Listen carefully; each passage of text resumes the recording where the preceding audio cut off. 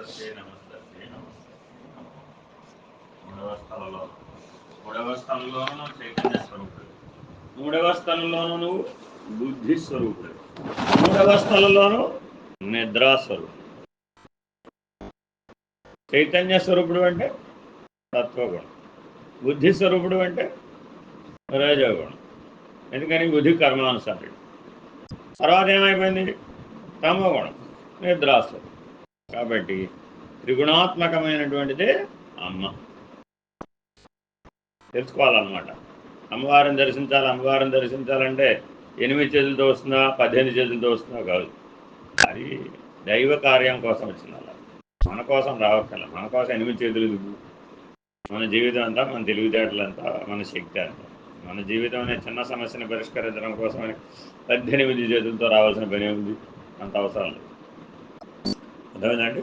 కాబట్టి అమ్మవారిని ఎలా గుర్తించాలి? అమ్మవారి దర్శనం పొందడం అంటే ఏమిటి? నీలో ఉన్న చైతన్యమే అమ్మవారు, నీలో ఉన్న బుద్ధే అమ్మవారు, నీలో ఉన్న నిద్రయే అమ్మవారు.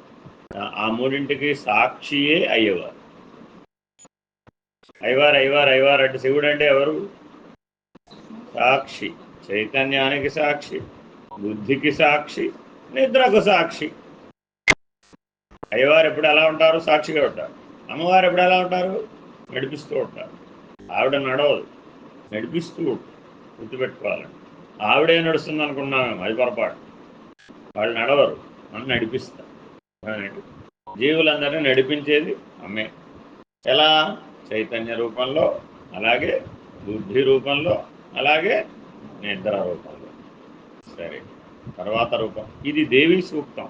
అందరికి తెలిసే ఉంటుందని చెప్పలేదు. రోజు చదువుతున్నారు కదా అక్కడ పారాయణ. దుర్గా సప్తశతి పారాయణలో ఉంటుంది దేవీ సూక్తం.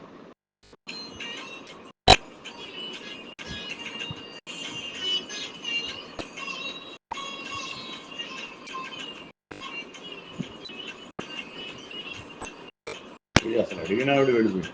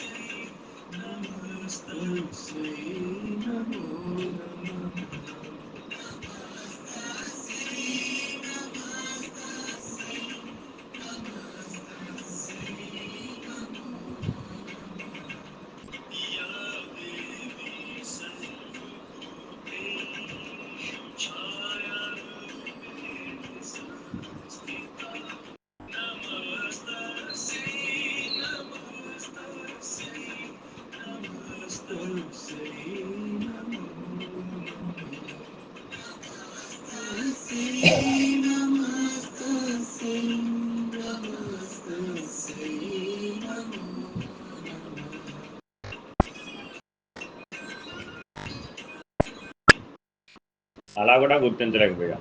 అప్పుడు క్షుధ అంటే ఏంటి? ఆకలి. మీలో ఉన్న ఆకలి అమ్మవారే. ఇంకా అక్కడ కూడా గుర్తించలేకపోయాడు. అప్పుడు మీ నీడ, నీడ పడుతుందా లేదా? ఛాయ. నేల మీద పడేది నీడంటారా? వేరేది ఏమైనా ఉందంటారా? ఇప్పుడు సూర్యుడు ముందు నిలబడితే వెనక పడుతుంది కదా నీడ. అదేనా? దాని గురించి ఏమైనా చెప్తున్నారు? ఏమిటి ఛాయ? తెలుసా మీకు ఎవరికైనా? మీ ఛాయ మీకు తెలుసా? సామాన్ ఛాయగా ఉంటాడండి వాడు. సామాన ఛాయగా ఉంటాడా లేదా? ఈ ఛాయ అంటే ఏంటి? ఛాయ ఛాయ రెండు ఒకటే. ఇప్పుడు నల్లగా ఉంటుంది, అదేమిటో నాకు అర్థం కాదు. ఇప్పుడు తెల్లగా ఉంటుంది, అదేమిటో నాకు అర్థం కాదు. ఏమిటది? ఛాయ, కళ. ఛాయ అంటే ఏమిటి? కళ. ఆ కళ కూడా నీవు ఏ రోజు ఒక్కొక్క గంటలో ఒక్కొక్క రకంగా ఉంటావు. లేదు, ఒక్కొక్క రోజు ఒక్కొక్క రకంగా ఉంటావు. చంద్రుడు కూడా ఒక్కొక్క రోజు ఒక్కొక్క రకంగా ఉంటాడు. నిజంగా అలా ఉన్నాడట. నిజంగా చంద్రుడు తగ్గిపోవడం పెరిగిపోవడం ఉందట. ఏమిటి వచ్చింది అక్కడ? ఏదో అడ్డం వచ్చింది. అడ్డం వచ్చేటప్పటికి తగ్గిపోతూ వస్తున్నాడు, మళ్ళీ అడ్డం తొలగిపోతూ వచ్చింది. దానినే మనం ఎక్కడి నుంచి చూసామన్నాం?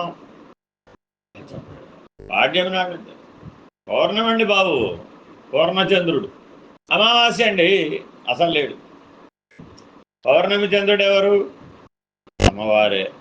అమావాస్య చంద్రుడు ఎవరు? అమ్మవారే. అదేమిటండి ఎక్కడ చూసినా అమ్మవారు అంటారు, నాకు అర్థం కాదు. ఆ ఛాయ అయ్యా బాబు, ఆ కళ, చంద్ర కళలన్నీ అమ్మవారే. కాబట్టి చంద్రుడిని చూసినప్పుడల్లా ఎవరు గుర్తుకు రావాలట? అమ్మవారు. పౌర్ణమి కానీ అమావాస్య కానీ మధ్యలో ఉన్న 14 తిథులు కానీ ఏవైనా సరే ఆ కళ మనందరికీ కూడా మన మనసు ఆ 16 కళలతో శోభిస్తుందట. ఆ మనసులో వచ్చినటువంటి కళ ఏదైతే ఉందో అది మన ముఖంలో కనబడుతుంది. అంతేనా కాదు? మీ మనసులో దుఃఖం ఉందండి, అప్పుడు ఎలా ఉంది మీ ముఖం? అదే మీ మనసులో ఆనందం ఉందండి, అప్పుడు విప్పారినట్టు కనబడుతుంది. అదే మీరు కుంగిపోయినట్టుంటే ముడుచుకుపోతారు. ఎలా? అలా ఎలా అయ్యారండి? చిన్నప్పటి నుంచి చూసుకోండి, చిన్నపిల్లల్లో కూడా ఉంటుందండి, నేను పెద్దవాళ్ళలోనే కాదు. ఈ ఛాయ పుట్టిన ప్రతి వాళ్ళలో ఉంటుంది. ఒక రోజు పిల్లాడు లేస్తూనే పెద్దగా ఏడుస్తూ లేస్తాడు, చూడండి. ఇప్పటికేం తెలియదు, ఇంకా మాటలు కూడా రావు, కానీ లేస్తూనే డిస్టర్బ్డ్గా లేస్తాడు. ఇప్పుడు డిస్టర్బ్ అయిపోయాడు, ఇప్పుడు నిద్రలోనే డిస్టర్బ్ అయిపోయాడు. అర్థమైందండి? ఎందుకని? డిస్టర్బ్ అవుతూ నిద్రలోకి వెళ్ళాట. వాళ్ళ అమ్మ చెప్తుంది, ఏంటమ్మా వీడు పొద్దున్నే ఏడుస్తున్నాడు అని తండ్రి అడిగాడు. రాత్రి పడుకునేటప్పుడే అలా పడుకున్నాడులే అనేస్తుంది. చూడండి అంత క్యాజువల్గా చెప్పేస్తున్నాడు. అంటే రాత్రి పడుకునేటప్పుడు కనుక మీరు డిస్టర్బ్డ్గా పడుకుంటే బయటికి లేచేటప్పుడు డిస్టర్బ్డ్గా లేచే అలవాటు ఎప్పటి నుంచి ఉంది ఇప్పుడు? అబ్బో 9 నెలల నుంచే ఉంది. బిఫోర్ 1 ఇయర్, ఫస్ట్ బర్త్డే ముందు నుంచే ఉంది. అందుకని వాళ్ళ అమ్మ ఏమంటుందంటే, వాడిని తొందరగా వాడు నిద్ర వచ్చినప్పుడు పడుకోబెట్టేసి తర్వాత వాడు డిస్టర్బ్డ్గా పడుకుంటే పొద్దున్న లేచేదాకా డిస్టర్బ్డ్గానే ఉంటాడు, మళ్ళీ డిస్టర్బ్ చేస్తూనే ఉంటాడు. ఏమిటండి ఇదంతా? ఛాయ. ఛాయ కాసేపు వచ్చిపోయేదంతా ఏమిటి? ఛాయ. ఇలా మన మనసులో ఎన్నో తరంగాలు వచ్చిపోతున్నాయా లేదా? అవన్నీ ఏమిటి? ఛాయ. అర్థమైందండి ఇప్పుడు? కాబట్టి అమ్మవారిని ఎలా గుర్తించాలి? ఆకలి రూపంలో గుర్తించాలి, నీలో ఉన్న కళ ఛాయ రూపంలో గుర్తించాలి.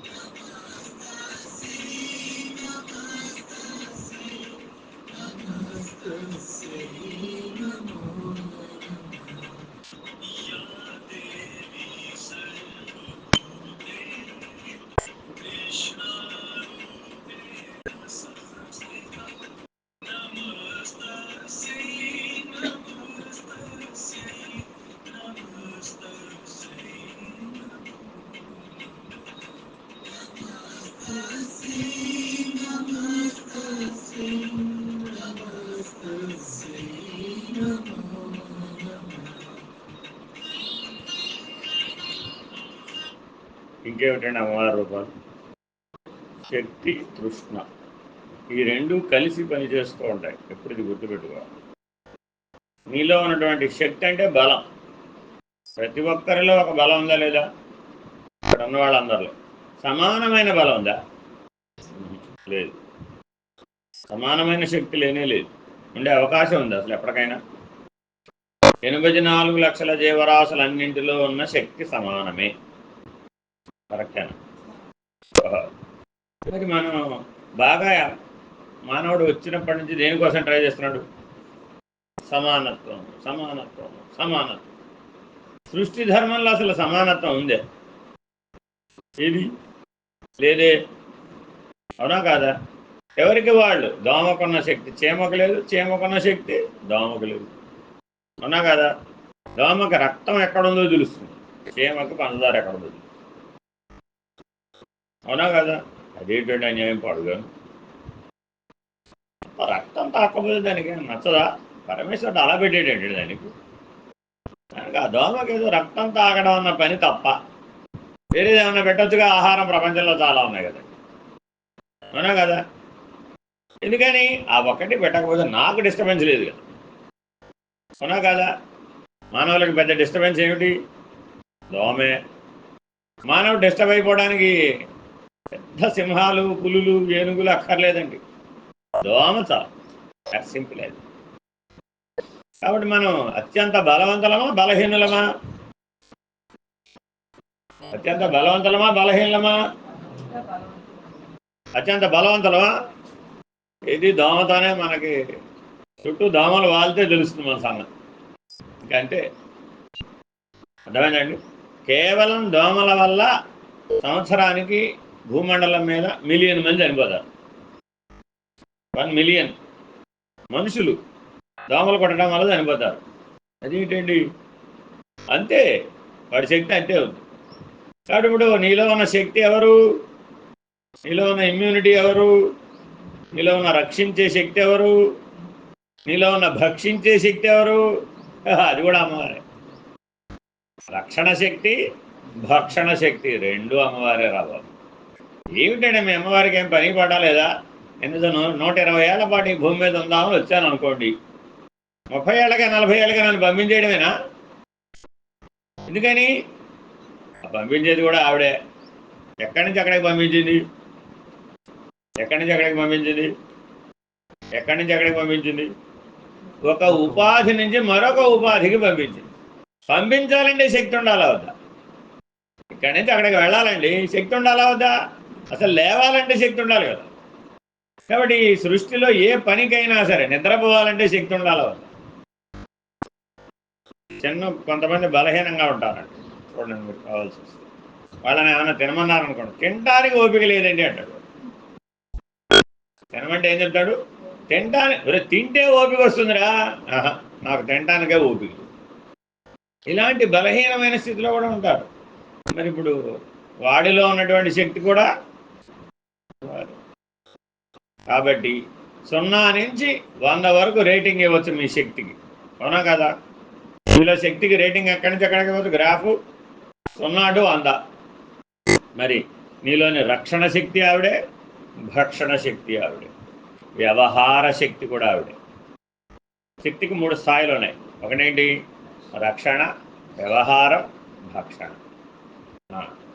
భక్షణ కాదది వాస్తవానికి ఉపరమ. దాని ఏమంటారండి? ఉపరమ. అంటే విరమించటం. విరమించే ముందు ఉపరమిస్తుందట. అంటే అర్థం ఏంటి? మనం నిద్రలోకి పోతున్నామండి, నిద్రలో విరమిస్తోందా ఉపరమిస్తోందా? ఉపరమిస్తోంది. అంటే అర్థం ఏంటి? తెర వెనక్కిపోతుంది, మళ్ళీ వచ్చేస్తుంది. పొద్దున్న లేవగానే వచ్చేస్తుంది. రాత్రి నిద్రపోయేటప్పుడు ఎలా నిద్రపోతారు? చాలా కష్టపడతారు. పొద్దున్న నుంచి పూజలే పూజలు, పారాయణలే పారాయణలు, పాఠాలే పాఠాలు. బుర్ర వేడెక్కిపోయిందిరా బాబోయ్, ఇంకా పడుకోవాల్సిందే, ఏ లాభం లేదు. రాత్రి 12 అయ్యేటప్పటికి ఏమైపోయింది మన పరిస్థితి? నువ్వు ఒకవేళ కూర్చుంటానని బలవంతాన కూర్చున్నా కూడా అదేం చేస్తుంది? అడ్డు, మాటికి నిమిషానికి ఒకసారి అలా అడ్డు. అప్పుడు ఏం చేయాలి మరి? అయిపోయింది, శక్తి అయిపోయింది లోపల, అవునా కాదా? శక్తి అయిపోతుంది ఎక్కడైనా, అయిపోలేదా? ఉపరమించింది. ఉపరమించింది, తెర వెనక్కిపోయింది. అది ఆ తెర వెనక్కిపోతే నువ్వు వ్యవహరించలేవు. నీ వ్యవహార శక్తి ఒక తెర వెనక్కిపోయింది. ఆ తెర కూడా అమ్మవారే. ఏమిటా తెర? నిద్ర. వెనక్కి వెళ్ళింది, మళ్ళీ ఒక 3 గంటలో 4 గంటలో, కొంతమంది గంట అలా ఫ్లాట్గా పడుకొని లేచేసారు. తెలివి వచ్చేసి లేచేసారు. తెలివి ఎక్కడి నుంచి వచ్చింది? ఇప్పుడు అలా తెర వెనక నుంచి ముందుకు వచ్చింది. అర్థమైందండి? ఏ శక్తి అయితే తెర వెనక్కి పోయిందో ఆ శక్తే తెర ముందుకు వచ్చింది. అప్పుడేమైంది? నేను బాగానే ఉన్నానండి, ఐఎమ్ ఆల్ రైట్. ఇప్పుడు నేను మళ్ళీ ధ్యానం చేస్తానండి. ఇప్పుడు అర్ధరాత్రి 1 గంట పడుకుంది. ఎన్నింటికి? 12. ఒక గంటలో అలా వచ్చేసిందండి. అంటే నీలో బలం ఎంత అసలు? అంతే. నీ బలహీనత ఏమిటయా అంటే 8 గంటలు పడుకుంటే కానీ నేను సరిగ్గా ఉండను. కానీ అది వాస్తవానికి ఒక గంట సేపు తెర వెనక్కి వెళ్ళి వచ్చేస్తే మళ్ళా నీవు చేసే సాత్విక సాధనలకు సరిపడే శక్తి ఉంటుంది. గుర్తుపెట్టుకోవాలండి. పరిగెడతానంటే కుదరదు. పరిగెడతాను, రాళ్ళు పిండి కొడతాను, బ్రహ్మాండం అంతా బద్దలు కొడతాను, వాడు 8 గంటలు పడుకోవాల్సి. ఎవరికి సరిపోతుంది? సాత్విక సాధనలు చేయడానికి సరిపడా శక్తి సరిపోతుంది. అందుకే పూర్వం ఋషులు ఎవరు రాళ్ళు పిండి కొట్టమంటే కొట్టేవాళ్ళు కాదు, యుద్ధాలు చేయమంటే చేసేవాడు కాదు. అదేనండి. ఎందుకని? అన్నీ సాత్వికమే. వాళ్ళలో ఉన్న బలం సాత్విక శక్తి. ఏమిటి ఆ బలం? సాత్విక శక్తి అంటే భరించగలగడం. ఏమిటండి సాత్విక శక్తి? భరించగలగడం, కష్టాన్ని భరించగలగడం. కష్టం లేని జీవి ఉందంటారా? దోమ కుట్టిందండి, మనం ఏం చేసామంటే పాత్మని ఒకటి ఇచ్చామంతే, ఫినిష్, దాని బతుకు అయిపోయింది. ఎంత అన్యాయం అండి. ఈశ్వరుడు నీకు శక్తి ఇచ్చాడు కదా అని ఎన్ని దోమలు చంపేసి ఉంటావు, ఎన్ని చీమలు చంపేసి ఉంటావు. ఎందుకని? వాటికంటే నువ్వు బలవంతుడు అనేగా. ఆలోచించండి. ఎన్ని బొద్దింకలు చంపేస్తుంటారు మీరు, ఎన్ని బల్లులను చంపేస్తుంటారు, ఎన్ని పిల్లులను పంపించేస్తుంటారు. మన ప్రతాపం అంతా ఎవరి మీద అంటే మనకంటే క్షుద్రజీవుల మీద. ఈ క్షుద్రము భద్రము దేని వల్ల తేలింది? శక్తి. అంతేనా కాదా? ఒక ఏనుగు వచ్చింది అనుకోండి మీకు, చేయండి చూద్దాం, ఏం చేస్తారు? ఏం చేస్తారమ్మా?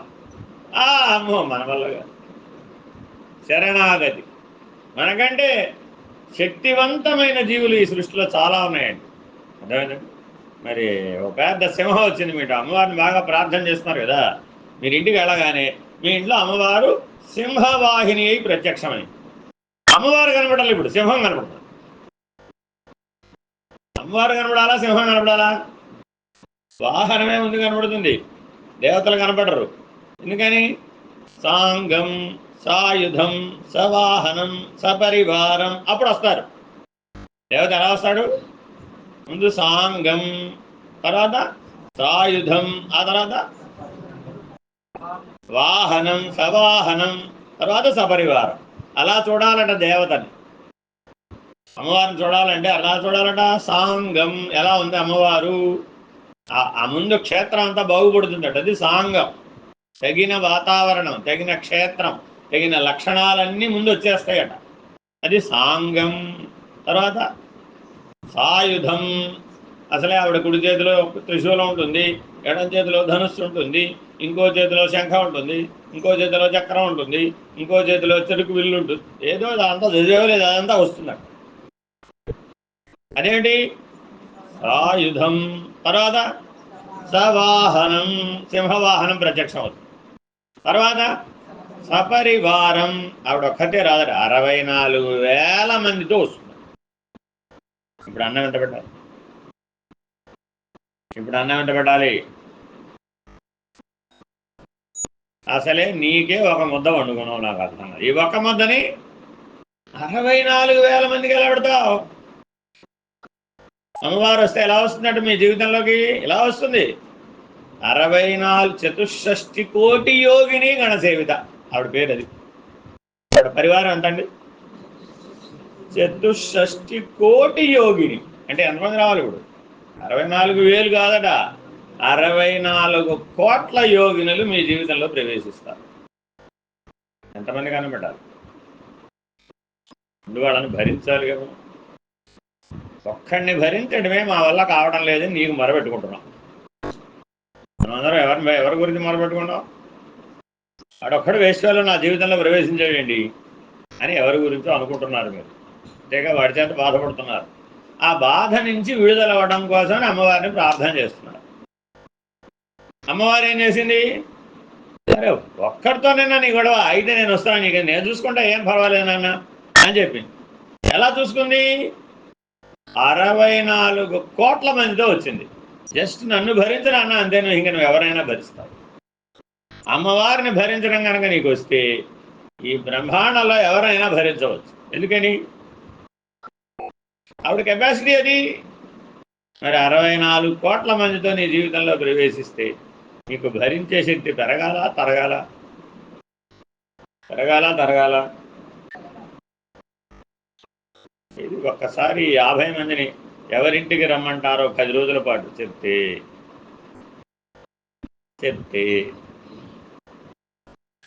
మనం చేయగలగాలి, భరించగలగాలిగా ముందు అసలు. అంతేనా కాదా?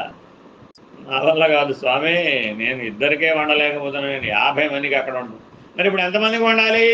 64 కోట్ల మందికి వండడానికి సంసిద్ధత. కాబట్టి నీలో ఉన్న సంసిద్ధత ఎవరు? వారే. అలా చూడటం రావాలట. అదేనండి. మా అబ్బాయికి పెళ్లి చేశాం హైదరాబాద్లో. మా కోడలు గారు వచ్చారు. మన వాళ్ళందరినీ పరిచయం చేస్తున్నాం అన్నమాట. ముందు బంధువులు కదా పరిచయం చేసేది. ఏం చేశారు? సత్సంగ సభ్యులు బంధువులు అందరూ కలిసిపోయారు. గ్రూప్ ఫోటో అనగానే ఏం చేశారు? అందరూ కలిసిపోయారు. సరే వాళ్ళని మధ్య నిలబెట్టాం. ఇలా చూస్తాను అన్నారు, వీళ్ళంతా ఎవరు మన బంధువులేనా? అంతా మన బంధువులేనమ్మా. ఎంత పెద్దది మన కుటుంబం అంటే అంత ఏమైపోయింది అప్పుడు? ఎంత పెద్దది! 7 మంది ఉన్నారు అక్కడ. దాదాపు గ్రూప్ ఫోటోలో ఓ 150 మంది పైన ఉన్నారన్నమాట. ఏమిటి మన కుటుంబ సభ్యులు ఎంతమంది ఉన్నారా?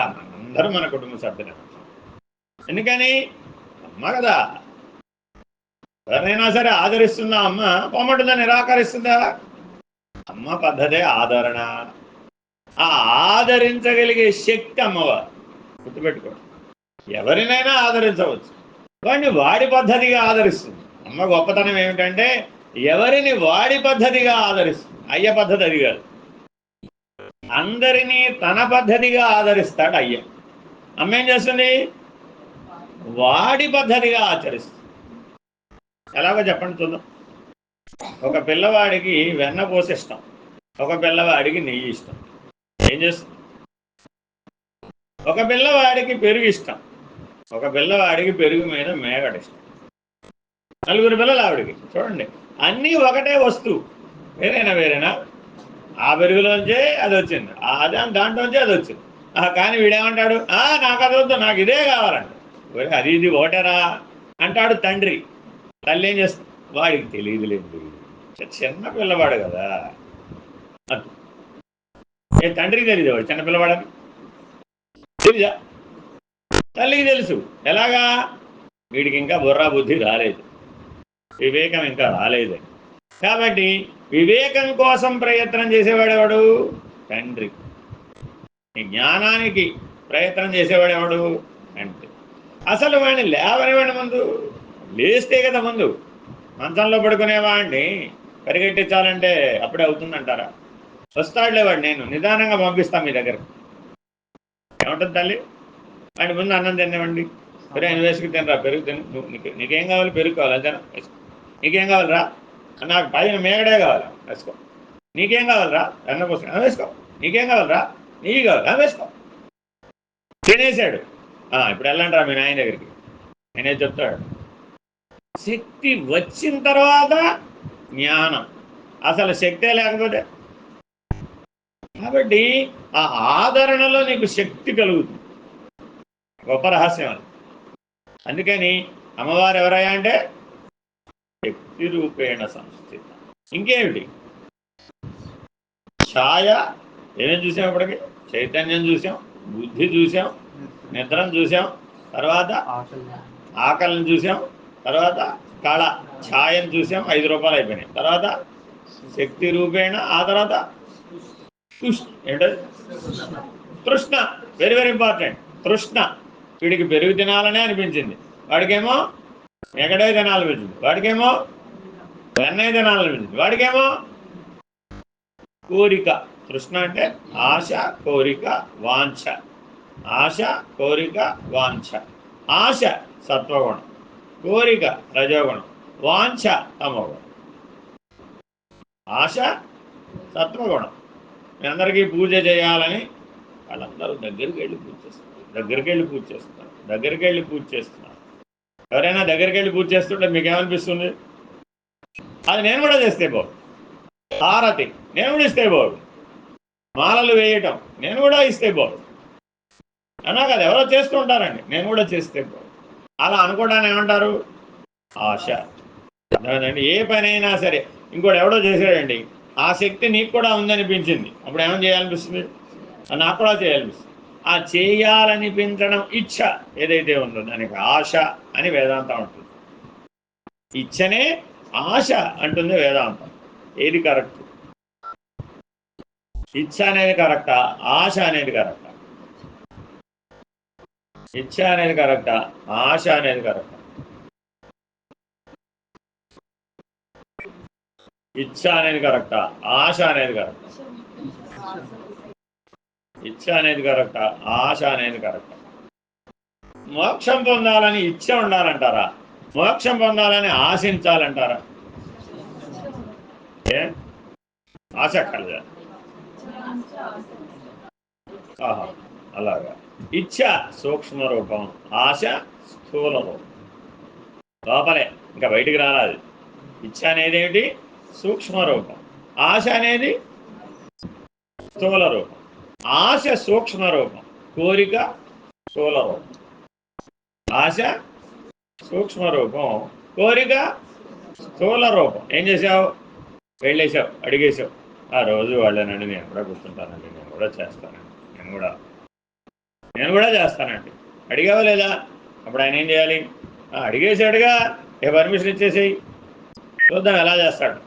ఏం చేయాలన్నా ఏముండాలి? శక్తి ఉండాలి.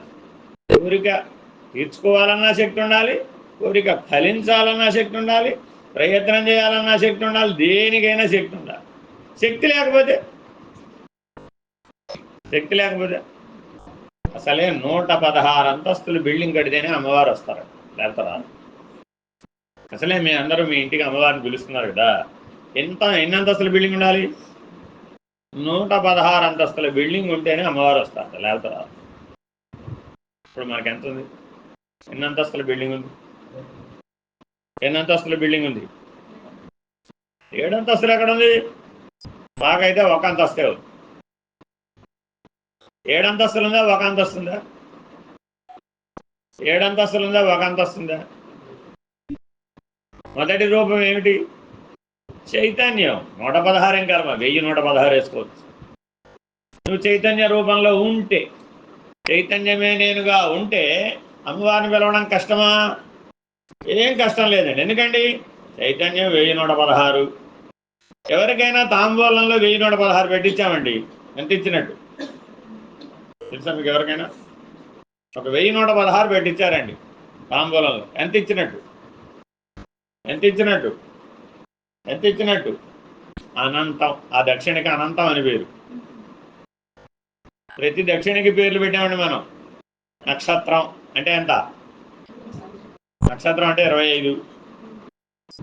ఒక నక్షత్రం పెట్టు స్వామి, ఎంత? కనీసం అన్నమాట. అది కనీసం ఎంత పెట్టాలి? 25 అంటే పావలా కాదు. కృష్ణ పావలాకి వాళ్ళు ఏమొస్తుంది? అసలు పావలా లేదు ఇవాళ. ఒకనాడు పావలాలు ₹1 రూపాయలు ఉండేవండి మా చిన్నప్పుడు. అర్థమైందండి? దక్షిణకి ఎంత పెట్టేవాడు తెలుసా? దానికోసం ప్రత్యేకంగా పావలాలు మెయింటైన్ చేసేవాడు పర్సులు. నక్షత్రం అంటే పావలా అంటే నీ శక్తిలో పావల, నీ శక్తిలో పావలా అని, కానీ పావలా అని కాదు. అర్థమైందండి? నక్షత్రం అంటే అర్థం ఏంటి? నీ శక్తిలో పావలా. నీ శక్తి ఎంత నువ్వు డిసైడ్ చేసుకో. నా శక్తి రూపాయనండి బాబు, అయితే పావలానే. నా శక్తి 100, ఇప్పుడెంత? 25. నా శక్తి 1000, ఎంత? 250. నా శక్తి అనంతం, ఎంత? ఇప్పుడు అనంతానికి లెక్కట చెప్తావు, అనంతమే. కాబట్టి ఎంత పెట్టాలి? 1116. కాబట్టి నీ శక్తికి లెక్కేయడానికి ఎన్ని రకాలుగా పెట్టామప్పుడు? నక్షత్రమా? తర్వాత ఎంత తెలుసా ఎవరికైనా? 100 ఏమంటారు? 100 ఏమంటారు దక్షిణలో? శతం. నక్షత్రం కాదండి, శతం. అర్థమైందా? తర్వాత 10,000 అంటే 1000. అర్థమైందండి? నా శక్తి అనంతం. కాబట్టి నీ శక్తికి ప్రమాణాలు ఎలా పెట్టారు? నక్షత్రం, శతం, 10,000, అనంతం. ఇదిట శక్తి అంటే. అర్థమైందండి? ఇప్పుడు ఎంత దక్షిణ పెట్టాలి? నీ శక్తిలో, నీ శక్తిని బట్టే. అర్థమైందండి? ఒక 1116 పెట్టారు, అప్పుడు అనంతం, అంతే. అన్యాయం అండి. పొద్దున్న సాయంత్రం దాకా పని చేయించుకుని 1116 ఇస్తావా? కరెక్ట్ అని అంటారా? అలా ఎవడు 1116 ఇచ్చా కదా అన్నీ ఇదే అనుకోకూడదు. అప్పుడు అమ్మవారు కూడా ఎలా అనుకుంటుంది, సరేలేరా ఆ ఒక్క ముద్దే అన్నీ అనుకో అనొచ్చుగా, అనకూడదా? కాబట్టి కర్మఫల ప్రదాత ఎవరయ్యా అంటే అమ్మవారే. ఏంటంటే మొన్నదాకా ఈశ్వరుడు అన్నారు కదా, ఆ అమ్మవారు కూడా ఈశ్వరుడే. కర్మఫలాన్ని నీకు ఇచ్చేటప్పుడు అయ్యవారు అమ్మవారు అవుతారు. కర్మఫల ప్రదాతగా వచ్చినప్పుడు ఎలా అయిపోతాడు, అయ్యవారే అమ్మవారుగా అయిపోతాడు. ఇంకండి అలా అయిపోవచ్చా? అయ్యవారు అయ్యవారుగా ఉండాలి అంతేగాని అయ్యవారు అమ్మవారు అవడం ఏంటి, మేము ఒప్పుకోం. ఏమండి, మా అమ్మవారు లేకపోతే మీ అయ్యవారు అక్కడ ఉన్నారు, మా అయ్యవారు మీ అయ్యవారు మా అమ్మవారు మీ అమ్మవారు లేరు అక్కడ. అదేమిటి, నిర్వికల్ప స్థితిలో ఉన్నటువంటి ఈశ్వరుడు కర్మఫలాన్ని ప్రసాదించేటప్పుడు సవికల్పం అయ్యాడట, అంతే. అదే అమ్మవారు అవడం, వేరే ఇంకేమి లేదు. నిర్వికల్ప స్థితిలో ఉన్నవాడు ఒక క్షణం పాటు సవికల్పం అయ్యాడట, అంటే అనంతమైన ప్రకృతి ప్రాదుర్భవించి.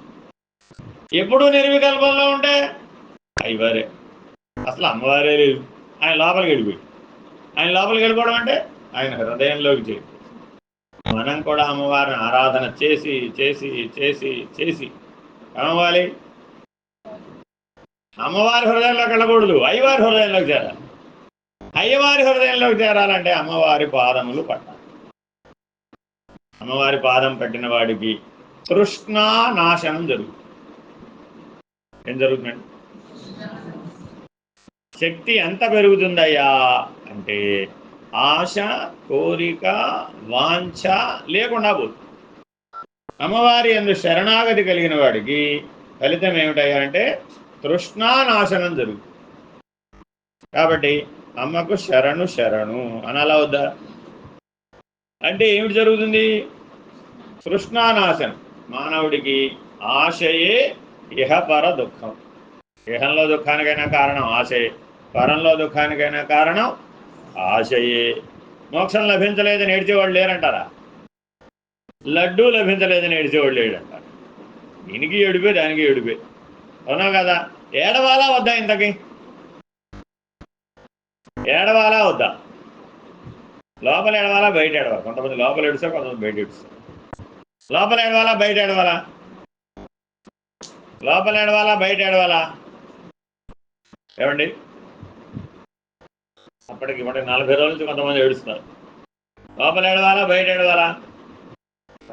అలా ఎలా మాకు ఎక్కడ వీడియోలో కనపడలేదే, చాలా వీడియోలు తీసాం కానీ. ఏమండి, పెళ్లిలో కొంతమంది లోపల ఏడుస్తారట, కొంతమంది బయటకు ఏడుస్తారు. ఎవరు వాళ్ళు? పెళ్లిలో కూడా ఏడుస్తారా?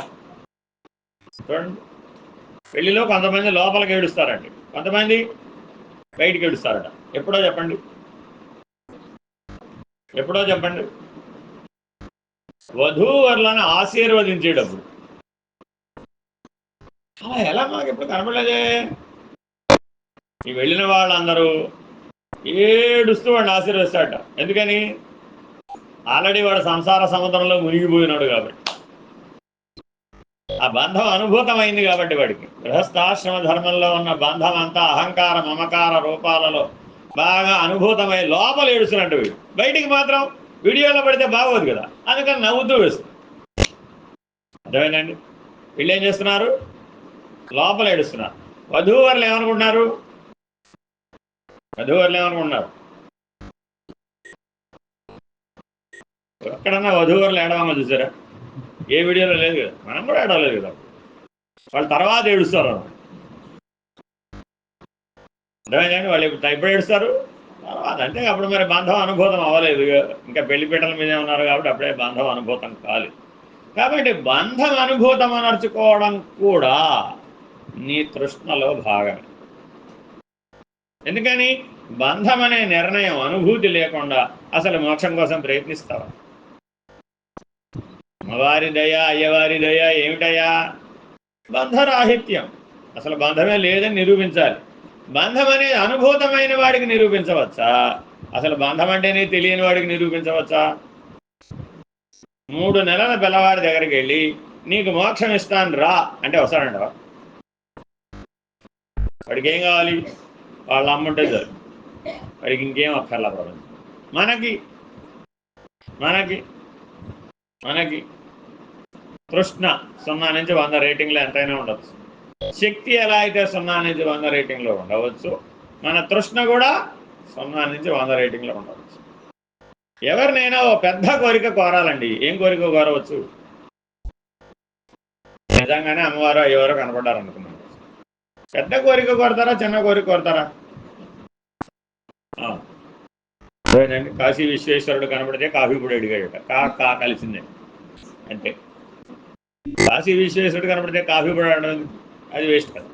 అంతేనా కదా? కోరిక కూడా ఎటువంటిది అయి ఉండాలి?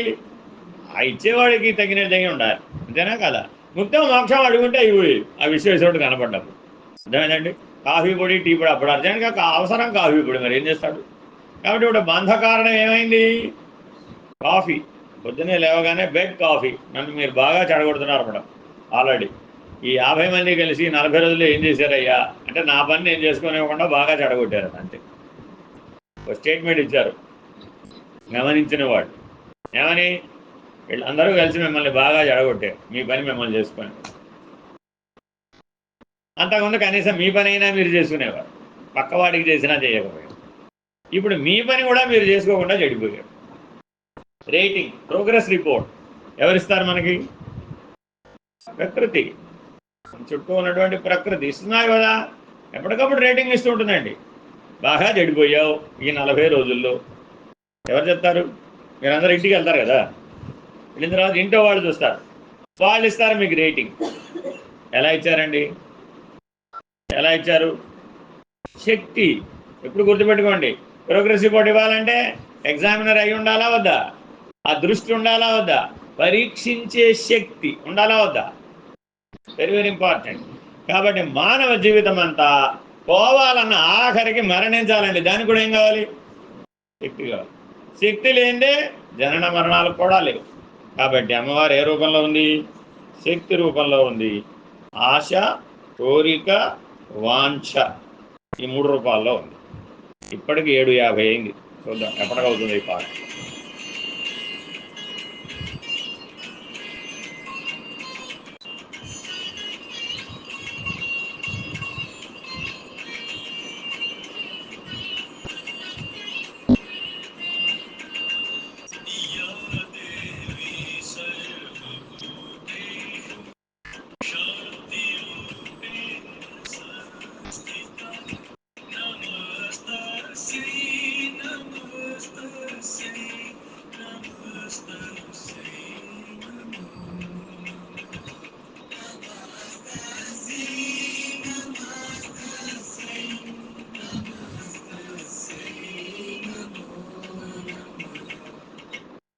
శాంతి ఎప్పుడు లభించింది? ఆశ నిన్ను వదిలేసిన. ఆశ నిన్ను వదిలేయాలి, కానీ నువ్వు ఆశను వదలని అప్పటికి వీలు. కాబట్టి మన జీవితం ఎలా ఉండాలి? ఆశ నిన్ను వదిలేసేట్టుగా ఉండాలి. అమ్మవారిని ఆశ్రయిస్తే ఒక జీవితాన్ని ఇస్తుంది. ఏ జీవితమో తెలుసా? ఏ కోరిక నువ్వు కోరకుండా ఉండే దశ, ఏ ఆశ నీకు మిగలకుండా ఉండే దశ, ఏ వాంఛ నీ మీద ప్రభావితం కానటువంటి దశ. ఈ 3 మీకు వచ్చినాయా లేదా అని శరన్నవరాత్రుల్లో ఆరాధన చేసే వాళ్ళందరూ చూసుకోవాలి. పాడ్యమి నాడు ప్రారంభించి 10 రోజుల వ్రతంలో విజయదశమికి చేరేటప్పటికి వాంఛారహితులు అవ్వాలి. తర్వాత ఆశా, కోరిక ఏం చేయాలి? ఈ రెండింటిని. ఆశ ఎలా ఉండాలి? ఏం చెప్పే? ఇప్పుడు మూడు స్థితులు చెప్పా. ఆశ, అమ్మవారు ఏం చేస్తుంది? ఇప్పుడే చెప్పా. ఆశ, కోరిక, వాంఛ. ఆశ అనేది మిగలకుండా చేసేస్తుంది. ఏ రకమైన ఆశ మిగలకుండా చేసేస్తుంది, ఏ రకమైన కోరిక కలగకుండా చేసేస్తుంది, ఏ రకమైన వాంఛ ప్రభావితం కాకుండా చేసేస్తుంది. ఇది అమ్మవారి అనుగ్రహం అండి. ఏ ఆశ మిగలకుండా చేస్తుంది, ఏ కోరిక కలగకుండా చేస్తుంది, ఏ వాంఛ ప్రభావితం కాకుండా చేస్తుంది. ఇది అమ్మవారి అనుగ్రహం అంటే. కావాలా? కలదు. ఇంతే. మళ్ళీ లడ్డూలు కావాలి, జాంగ్రీలు కావాలి, గులాబ్ జాములు కావాలంటే రావు. ఈ 3 ఇస్తుంది ఆవిడ. ఏమిటిస్తుంది? ఏ ఆశ మిగలకుండా చేస్తుంది, ఏ కోరిక కలగకుండా చేస్తుంది. ఏ వాంఛ ప్రభావితం కాకుండా చేస్తుంది. ఈశ్వరుడి దగ్గర శివజ్ఞానాన్ని పొందాలి అంటే అర్హత ఏమిటి? ఈ మూడే. ఈశ్వరుడి దగ్గర శివజ్ఞానం పొందాలి అంటే ఏ శివజ్ఞానం పొందితే జీవేశ్వరో అభిన్న అని తెలుస్తుందో, ఏ జ్ఞానం పొందితే జీవో బ్రహ్మైవ నాపరః అనే జ్ఞానం అనే నిర్ణయం కలుగుతుందో, ఆ జ్ఞానం కావాలి అంటే నీకు అధికారిత్వం కావాలి. ఏముండకూడదు వాడికి? ఆశ అనేది మిగలకూడదు, కోరిక అనేది కలగకూడదు, వాంఛ అనేది ప్రభావితం కాదు. ఎలాగట? రావణాసురుడు ఆత్మలింగం కోసం వెళ్ళాడట. కల్పిత కథ, భూకైలాస్. సరే, అందులో కూడా ఒక గొప్ప సూత్రం.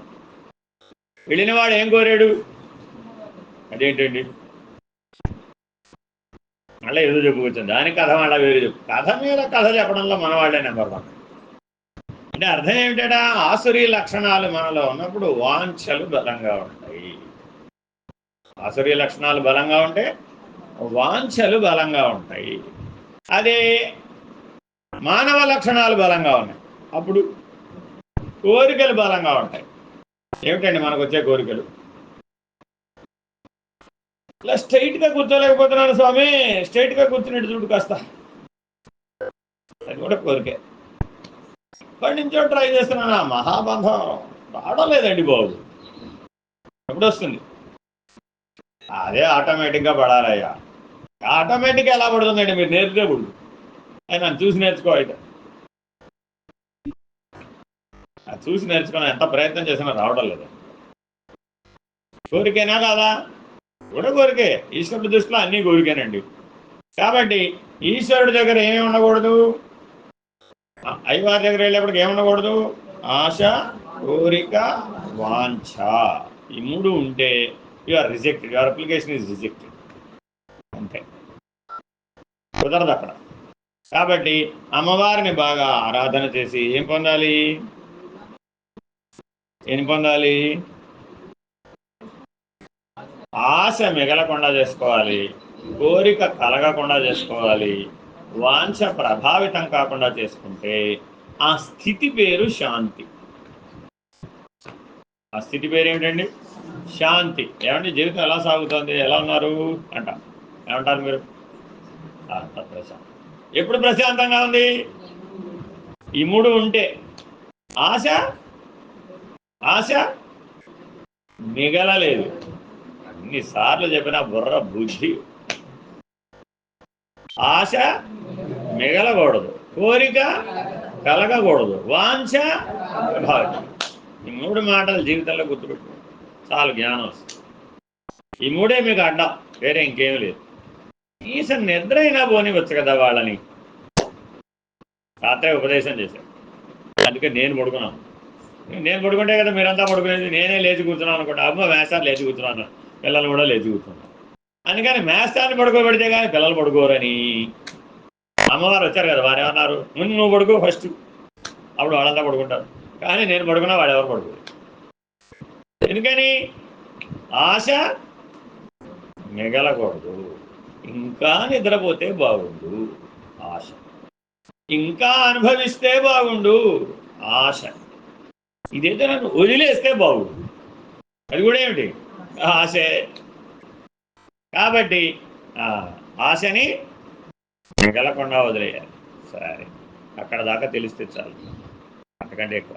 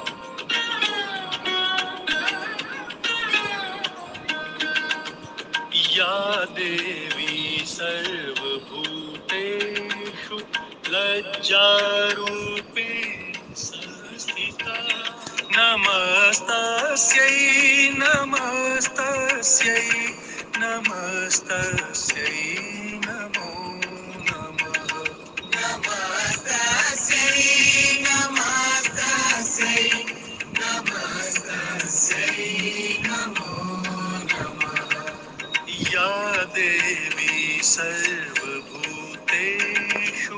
शान्तिरूपेण संस्थिता नमस्तस्यै नमस्तस्यै नमस्तस्यै नमो नमः అదేంటండి జాతి లజ్జ శాంతి అలా చెప్పాడు. ఏ జాతిలో పుడితే ఆ రకమైన జీవితం ఉంటుందా ఉండదా? మానవులలో ఎన్ని జాతులు ఉన్నాయి? మానవులలో ఎన్ని జాతులు ఉన్నాయి?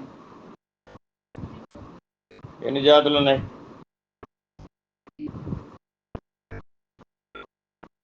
నాలుగే జాతులు ఉన్నాయి. మానవులు ఎన్ని జాతులు ఉన్నాయి? నాలుగే జాతులు ఉన్నాయి. ఏమిటా నాలుగే ఉన్నాయంటే అలా కనపడుతున్నారా మీకు మానవులు? లేదా? నాలుగే జాతులు చెప్పండి చూద్దాం. ఆ జాతిని బట్టి వాడికి లజ్జ ఉంటుందట. లజ్జ అంటే సిగ్గుపడటం. శ్రీమతిశ్చ అంటారు దాన్ని శ్రీమతి. మీరు ఒక పని చేయడానికి సిగ్గుపడతారట సహజంగా. అది మీ యొక్క స్వభావంలో ఉంటుందట. ఒక్కొక్కరికి ఒక్కొక్కటి ఉంటుంది. అది అందరికీ ఒకటే ఉండదండి. వాడి జాతిని బట్టి నిర్ణయం అవుతుంది. దేనికి సిగ్గుపడతాడనే అంశం వాడి జాతిని బట్టి నిర్ణయం అవుతుందట. కొంతమంది మాట్లాడడానికి సిగ్గుపడతారు, అవునా కదా? మైక్ ఇచ్చామండి మీకు, ఏం చేస్తారు? మాట్లాడమని ఇచ్చాం. మాట్లాడతారా? బాగా మాట్లాడరా? ఏం చేస్తారు? వంకలు తిరిగిపోతూ ఉంటారు. ఎందుకు వంకలు తిరిగిపోతున్నాడు? సిగ్గుపడిపోయాడు. ఇలా మానవుడు తాను చేసే ఎన్నో పనులు ఉంటాయి. ఈ పనులన్నింటిలో వాడికి వాడి స్వభావాన్ని అనుసరించి వాడికి సిగ్గుపడే లక్షణం ఉంటుంది. అర్థమైందండి? బ్రహ్మాండంగా ఆ పురోహితుడిని పక్కకు పెట్టేసి, అసలే చాలా రోజులు చదువుతున్నాడు, 4 రోజులు చదువుతున్నాడు కదా, ఇవాళ ఎవరో ఒకరిని పురోహితుడి స్థానంలో 50 మందిలో కూర్చోబెడదామని అనుకుంటున్నాం. ఆయన ఇవాళ నువ్వు సైలెంట్గా ఉండు, మా వాళ్ళందరూ 4 రోజుల నుంచో 5 రోజుల నుంచో బాగా వినేశారు, నువ్వు చెప్పే మంత్రాలన్నీ మా వాళ్ళకు వచ్చు, మా వాళ్ళు చదివేస్తారు అని ఆయన సీట్లో ఎవరిని కూర్చోబెడదామని మిమ్మల్ని పిలిచాం.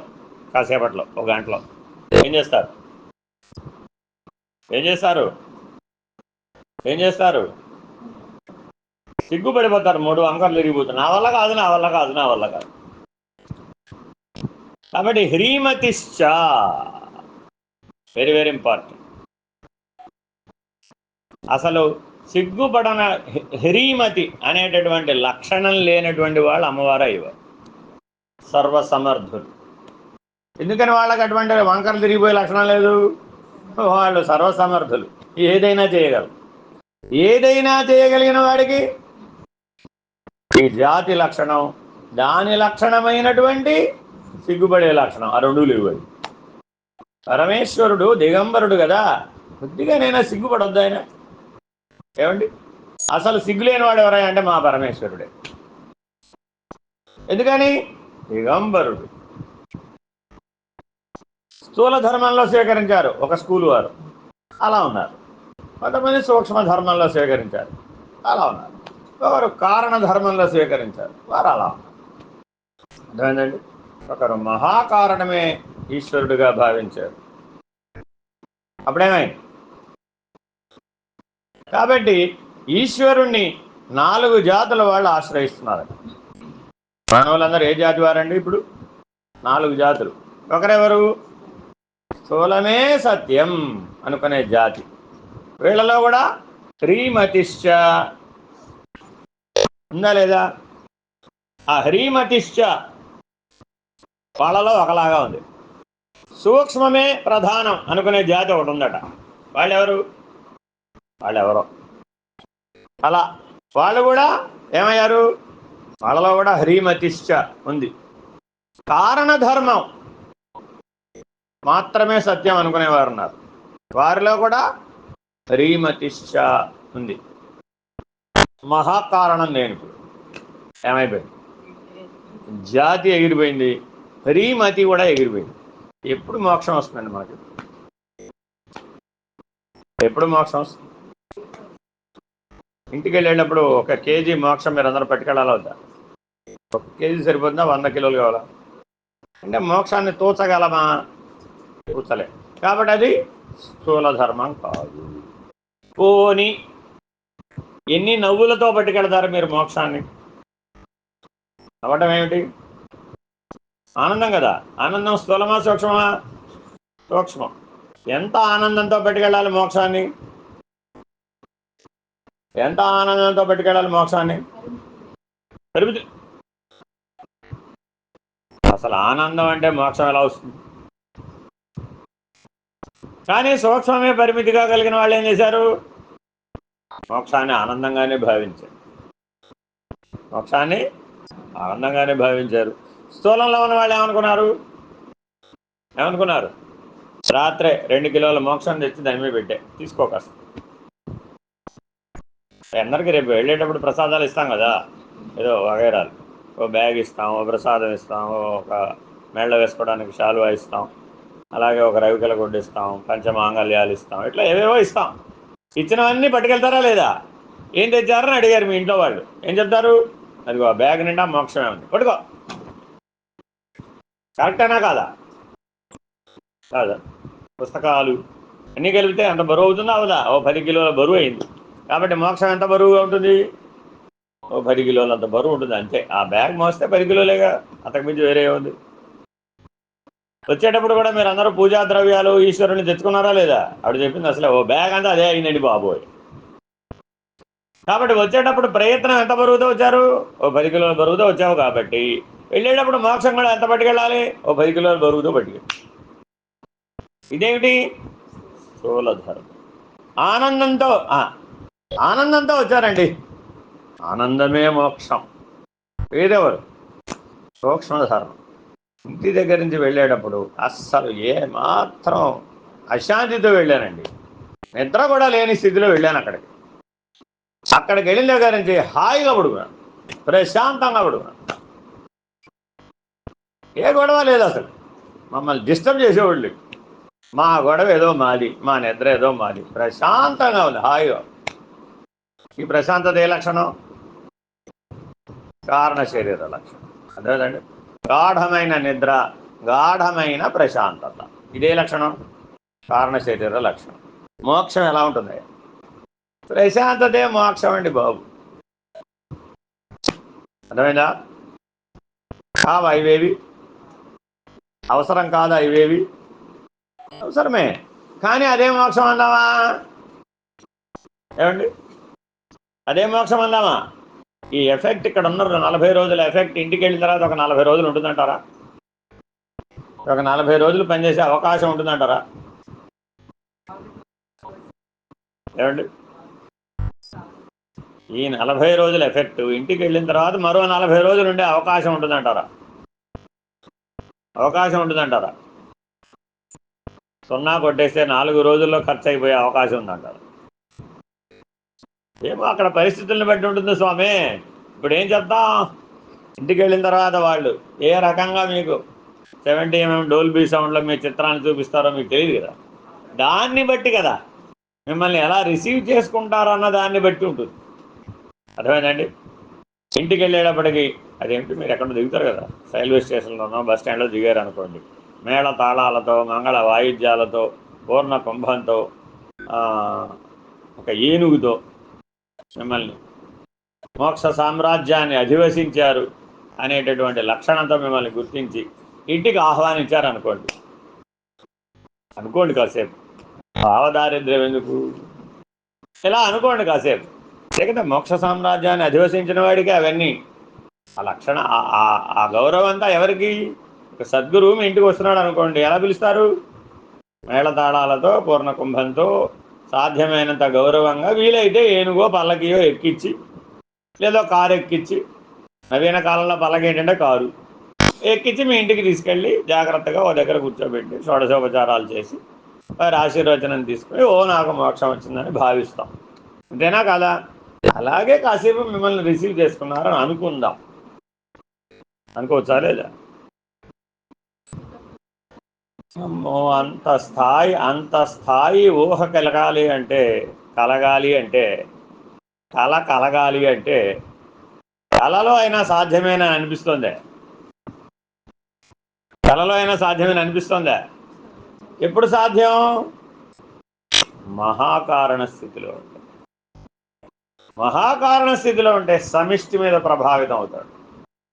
ఎప్పుడైతే సమిష్టి మీద ప్రభావితం అయ్యాడో ఎవరెవరికి చెప్పక్కర్లా, వాడి లోపల నుంచి వాడికే తోస్తుంది. కాబట్టి అత్యంత సిగ్గులేని వాడు ఎవరైనా అంటే మా పరమేశ్వరుడే. అర్థమేనండి? ఎవరైనా దిగంబరుడు. అర్థమేనండి? మరి ఇప్పుడు ఆయనకి కాళ్ళు ఉన్నాయా, చేతులు ఉన్నాయా, తలకాయ ఉన్నాయా? లేవు. నిరాకారో మహేశ్వర, నిరాహారో మహేశ్వర. ఆయనకి రెండు లక్షణాలు ఉన్నాయి. ఒకటేమిటి? నిరాకారో మహేశ్వర, నిరాహారో మహేశ్వర, నిర్వికారో మహేశ్వర. ఇప్పుడు చెప్పండి చూద్దాం. నిరంజనో మహేశ్వర. ఏమిటండి ఆయన 4 లక్షణాలు? నిరాకారో మహేశ్వర, నిరాహారో మహేశ్వర, నిర్వికారో మహేశ్వర, నిరంజనో మహేశ్వర. ఇది మహేశ్వరుడు. మహాకారణం 4 4 4. ఆ 4వదిరా బాబు, ఆ 4వ మేను ఎరుకరా నాయన, ఆ 4వ మేను శివుడు రా బాబు, ఆ 4వ మేనులో ఉండరా నాయన, అది తురియన్ నాయన అని ఎందుకు అన్ని రకాలుగా చెప్తున్నారు? ఆ తురియ స్థితిలో మీరుంటే ఈ 4 లక్షణాలు మీకు సహజం అవుతాయి. తురియ స్థితిలో ఉంటే మీరే నిరాకారుడు, మీరే నిరాహారుడు, మీరే నిర్వికారుడు, మీరే నిరంజనుడు. మీరే మీరే మీరే అనాలంటారా? నేనే నేనే నేనే అనాలంటారా? మీరే మీరే మీరే అంటే ఉపదేశం, తత్వమసి, అది నీవై ఉన్నావు, అది నీవై ఉన్నావు. అదెవరు? అదెవరు? నిరాకారం, నిరాహారం, నిర్వికారం, నిరంజనం. అర్థమేనండి? అది అనుభూతికి వచ్చింది మీకు, అలా ఉండగలిగారు విజయదశమి కల్లా. అప్పుడు మీ సమాధానం ఏకాదశి నాడు అడిగాం, ఏమిటమ్మా ఏం సాధించావు అని. ఏం చెప్పావు? నేనే. ఉపదేశం చెప్పినప్పుడు ఎలా చెప్పాడు? నీవదై ఉన్నావు. అనుభవం వచ్చినాక ఏం చెప్పావు? నేనే నిరాకారం అండి బాబు, నేనే నిరాహారం, నేనే నిర్వికారం, నేనే నిరంజనం. మాటి మాటికి నేను నేను అనాలంటారు అక్కడ. అనాలా? అంటే అవి అయినట్ట అవనట్ట? నేను నిరాకారం అంటే నిరాకారం అయినట్ట అవనట్ట? నేను నిరాహారం అంటే అయినట్ట అవనట్ట? నేను నిర్వికారం అంటే అయినట్ట అవనట్ట? నేను నిరంజనం అంటే అయినట్ట అవనట్ట? నేనుంటే ఎలా అవుతుంది అవి? కాబట్టి దేన్ని త్యాగం చేయాలట? నేను. ఆ నేనున్నదని మనం సిగ్గుపట్టలేదు. లజ్జారూపేణ సంస్థిత అంటే ఏ నేను ఉండడం చేత నువ్వు సిగ్గుపడాలో అది సిగ్గుపడేటటువంటి జీవితాన్ని ఇస్తున్నాడు. అది అమ్మవారి దయ. నా గొడవ ఇంతకీ ఆ హ్రీమతిష్ట చెప్పడం గురించి ఇదంతా. ఏమంటే సిగ్గుపడటం కూడా అమ్మవారేనా? కరెక్ట్. ఏ అహంకారం ఉండడం చేత నీకు జీవభావం కలిగి ఈ సమస్యలు, ఈ కష్టాలు, నానా గొడవ అంతా వచ్చిందో ఆ నేను ఉన్నదని నువ్వు సిగ్గుపడడం నేర్చుకో. అప్పుడు అమ్మవారి దయ పొందుతావు. అహంకారాన్ని పోగొట్టుకునేటటువంటి పనిలో ఉంటావు. అలా నీకు అమ్మవారు అనుగ్రహిస్తుంది. అదిట జాతి. ఇంతకీ జాతి జాతి అంటే మీరు ఏదో అనుకున్నారు కదా, మొదట్లో జాతి అనగానే 4 జాతులు ఉన్నాయని చెప్పాము లేదా? అంటే అహం ఎన్ని స్థాయిల్లో ఉంది ఇప్పుడు? 4. ఒకటేమిటి? స్థూలమే నేను అనే అహం, అదో జాతి. సూక్ష్మమే నేను, వాళ్ళెవరు? ఎప్పుడు ఆనందం కోసం వెతుకుతూ ఉంటాడు వాడు. స్థూలం వాడు ఏం చేస్తూ ఉంటాడు? ఇంటికి కిలో లడ్డూలు పట్టుకొస్తే బాగుంటుంది అంటారా, 2 కిలో లడ్డూలు పట్టుకొస్తే బాగుంటుంది అంటారా? వీడెవడు? స్థూలం. రెండో వాడు ఎవడు? ఆనందం. అర్థమైందండి? వాళ్ళో జాతి సూక్ష్మ నేను. వాళ్ళలో ఏది బలంగా ఉంటుంది? ఆనందం. వాడిని చూస్తే నాకు ఆనందంగా లేదండి, అసలు వాడు పక్కన కూర్చుంటే నాకు ఆనందంగా లేదు. ఐఎమ్ వెరీ సటిల్ అంటారు. కరెక్ట్ అని అంటారా? కరెక్ట్ అని అంటారు. Something is wrong. అంతేనా కాదా? జాతి వైరం ఉన్నటువంటి వాళ్ళు దగ్గరకు వస్తారట. అప్పుడు మనం ఏ స్థాయిలో ఉన్నట్టు? పశువులు. వాటికి జాతి వైరం అన్న దగ్గరికి రావండి. అర్థమైందండి? మానవులలో మనం కూడా అలాగే ఉన్నాం. మానవోపాధిని పొంది కూడా అలాగే ఉన్నాం అనుకోండి. అప్పుడు ఎక్కడో ఏం తేడా వచ్చినట్టు? ఏ తేడా ఉంది. వాళ్ళెవరు? సూక్ష్మ నేననే అహం కలిగిన వారు. కాకపోతే స్థూల నేనని దాటారు. వీళ్ళతో పోలిస్తే పర్వాలా, ఒక క్లాస్ ఎక్కారు. కానీ ఆ సూక్ష్మ నేనను పోగొట్టుకోవడం అత్యంత కష్టం. ఎందుకని? యాక్షన్ రియాక్షన్ ఎప్పుడు ఉంటుంది దాంట్లో. ఇటు తిరిగాడు, అమ్మో వీడితో డేంజర్, ఇటు తిరిగి రైట్. కాబట్టి వాటిలో ఏవి బలంగా ఉంటాయి? రాగద్వేషాలు బలంగా ఉంటాయి. సమానత్వం సమత్వం అనేటువంటి దృష్టి రాదా. కాబట్టి చాలా జాగ్రత్తగా. కారణ నేను వీడేవాడు. కారణ నేననే ఓ జాతి ఉంది. ఆ అహంకారం అక్కడ ఉండిపోతుంది. వాడేవాడు? తమోగుణ ప్రధానం. కానీ ఆనందమే, కానీ తామసిక ప్రధానం. సూక్ష్మనేనులో రాజసిక ప్రధానం. శాంతి. హాయిగా నిద్రపోయారండి, ప్రశాంతంగా నిద్రపోయారండి. కుంభకర్ణుడు ఏం చెప్పాడు ఫైనల్గా? 10,000 సంవత్సరాలు నిద్రాహారములు మాని తపస్సు చేశాడు. జీవితకాలం నిద్రపోవడానికి. కరెక్టేనంటారా? జీవితం బాగుందంటారా బాగాలేదు? ఏంటండి 10,000 సంవత్సరాలు నిద్రాహారాలు లేకుండా తపస్సు చేశాడండి. ఎంత బలం ఉండాలి అసలు? ఎంత బలం! మనం మామూలుగా అయితే ఒకరోజు కూడా ఉండలేము. అలాంటిది 10,000 సంవత్సరాలు నిద్రాహారం లేకుండా ఒంటి కాలు మీద నిలబడి తపస్సు చేశాడు. వృక్షాసనం అంటారండి దాన్ని. ఒంటి కాలు మీద నిలబడి తపస్సు చేశాడు కుంభకర్ణుడు. అసలు ఆయన ఆకారం ఎంత? పర్వతాకారం. ఆ పర్వతాకారం ఒంటి కాలు మీద నిలబడి తపస్సు చేశాడు. 2 కాళ్ళ మీద నిలబడమే కష్టం మన సైజుకి. ఆయన సైజుకి ఒంటి కాలు మీద నిలబడి 10,000 సంవత్సరాలు పంచాగ్ని మధ్యంలో తపస్సు చేశాడు. పైగా చుట్టూ ఎప్పుడూ అగ్ని, మధ్యంజన భానుమండలం అలా ఉండి చేశాడట పర్వతాగ్రం మీద. అది కూడా ఆ తపస్సు చెప్తే ఉగ్ర తపస్సులు అంటారు ఇవన్నీ కూడా. మనల్ని జీవుని కాదు. ఆయన ఉగ్రమైన వాడు కాబట్టి ఉగ్ర తపస్సు. కోరిక కూడా ఉగ్రమైన కోరికే. అర్థమైందండి? ఏమడుగుదామనుకున్నాడు? ఈ ప్రపంచంలో ఉన్న వాళ్ళందరినీ విరుచుకు తినేయాలి. ఆహారం, నిద్ర, ఈ రెండే కదా మానవ జీవితం గొడవ అంతా కూడా. ఆ నిద్ర సంగతి నేను చేయదు, కానీ అసలు నాకు ఈ పర్వతాకారాన్ని పోషించాలంటే ఏం కావాలి? ఇప్పుడు ప్రపంచంలో ఉన్నదా అంతా నేనే తినేయాలి. నిర్దయ అడుగుదాం అనుకున్నాడు. అమ్మో, వీడికి నిర్దయ ఇస్తే సృష్టిలో ఎవడన్నా మిగులుతాడయ్యా అంత శక్తివంతుడికి. అందుకని పరమాత్మ ఏం చేశాడు? నిద్ర అనిపించాడు. ఆయన తథాస్తు, ఒక రెప్పపాటు తథాస్తు అని వెళ్ళిపోయాడు. అంతే. మళ్ళీ ఇంకో రెప్పపాటు ఉంటే ఏం ప్రమాదం వస్తుందో. అంతేనా కాదా? ప్రశాంతంగా వాడిని పడుకోబెట్టేసింది. పరమాత్మకి మన సంగతి బాగా తెలుసా తెలీదు? ఎవరికి ఏమి ఇవ్వాలో ఆ మాత్రం తెలియదు అంటావా? ఆలోచించండి. జాగ్రత్తగా ఇలా గమనిస్తే మన జీవితం అంతా అయితే అయ్యవారు, లేకపోతే అమ్మవారు. ఇలా జాతి చేత మనలో హ్రీమతి ఉంటుంది. ఆ హ్రీమతి దేనివల్ల వచ్చిందయ్యా అంటే నేననే అహంకారం నుంచి విడిపడడం కోసమని వచ్చింది. ఇలా జాగ్రత్తగా ఈ దేవీ సూక్తాన్ని అర్థం చేసుకోవాలి. ఇది దేవీ సూక్త పారాయణ అంటే. అసలే మన వాళ్ళు మొదలు పెట్టారంటే చివరిదాకా ఆపరండి బాబు. ఈ భావన ఇలా ఉండాలి. అందుకని నేను చదివేటప్పుడు చూడండి ఎలా ఉంటాను, పరిగెట్టను, నేను అర్థం చేసుకుంటూ ఉండవారు. ఏం చెప్తున్నాడు, ఏం చెయ్యమంటున్నాడు, ఎలా ఉండమంటున్నాడు. ఈ గ్రహింపుతో మనం చేస్తే అది మీకు ఉత్తమమైనటువంటి దివ్యత్వాన్ని అందిస్తుంది. హరి ఓం శ్రీ గురుభ్యో నమః. హరి ఓం. నారాయణ నారాయణ.